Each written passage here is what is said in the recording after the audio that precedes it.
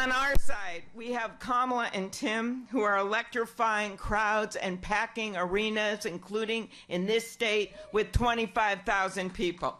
On the other side, we've got Trump and Vance, who already look like they need couples counseling. So, Wisconsin, you're going to hear from not one but two Walzes today, Tim and Gwen.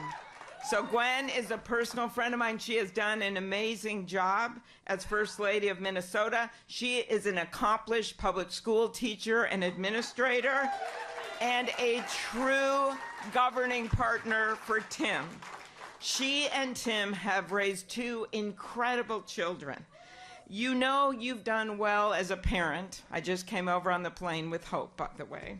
You know you've done well as a parent when your kids are as proud of you as Gus and Hope are of them.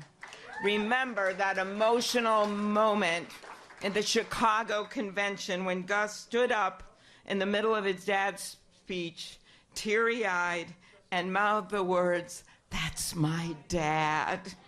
No three words better describe our next Vice President, Tim Walz. So in the Midwest, we trust a coach who has turned an 0-27 team into champions. In the Midwest, we trust a hunter who has stood in a deer stand in 10-degree weather. In the Midwest, we trust a candidate who has made a viral video how to change a burnt-out headlight. And in the Midwest, we love a dad in plaid. What you have done with your life matters. And what you do with power matters too.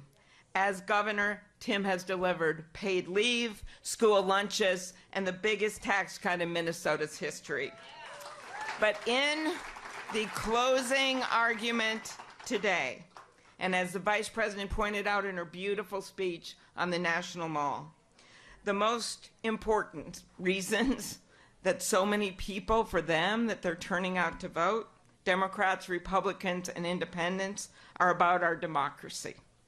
Leaders from both sides of the aisle understand that when you have a presidential ticket that refuses to accept the results of an election, democracy is truly on the line. When the Republican operatives are right now, as we speak, filing lawsuits to limit people's right to vote, democracy is on the line. When a presidential candidate talks about unleashing the military against American citizens, democracy is on the line. Democracy is not about telling people what they have to do and how they have to vote. It's about giving them the choice to vote and making sure that their vote is counted. It requires constant tending, constant vigilance. That is our responsibility as Americans. In exchange for democracy's gifts, we must protect it. That is what is on the line tomorrow. So I'll end with this. My work as your senator next door and friend of Tammy Baldwin has been defined by what happened on January 6th because I chair the Senate Rules Committee, which means I chair the inauguration no matter who wins. So, like, get to work, okay? And that January 6th, I led a parade with then Vice President Pence and Republican Senator. In the morning, it was all glorious. Yay, electoral ballots in the boxes. And by night, after the insurrection, we made that walk again at 3:30 in the morning, and this time it was over broken glass. It was by pillars spray painted with racist vulgarities. But we made that walk, and democracy prevailed. And 2 weeks later, we were on that inaugural stage. Remember that moment with the beautiful blue sky, the snowflakes coming down, Lady Gaga belting out the Star-Spangled Banner and pointing to the flag and singing, and our flag was still there.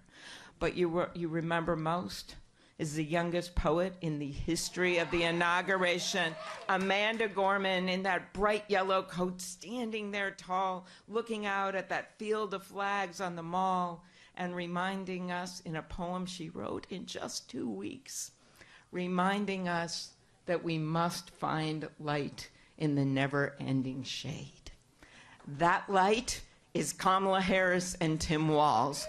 That light is Tammy Baldwin. And I want you to picture that inaugural stage again with Tammy standing there proudly with Kamala and Tim, and you have to make that walk for us these next 24 hours. You finish that walk, you make us victory in Wisconsin, and that is how we'll win. Thank you, La Crosse.